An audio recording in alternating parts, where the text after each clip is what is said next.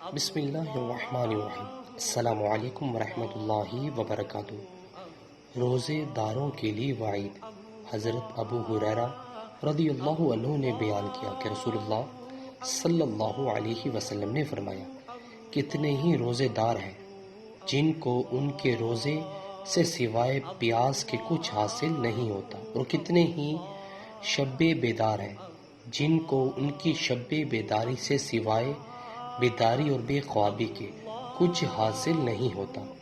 یہ کون سے بد نصیب روزے دار ہوں گے جنہوں نے روزے رکھ کر بھوک و پیاس کی تکلیف تو برداشت کی ہوگی، لیکن روزے کے اجر و ثواب سے محروم رہیں گے۔ یہ وہی لوگ ہوں گے جن کے اندر روزے سے اللہ تعالیٰ کا خوف پیدا ہوتا ہے، نہ اخلاق و کردار کی بلندی اور نہ دیگر فوائد و ثمرات ہی انہیں حاصل ہوتے ہیں۔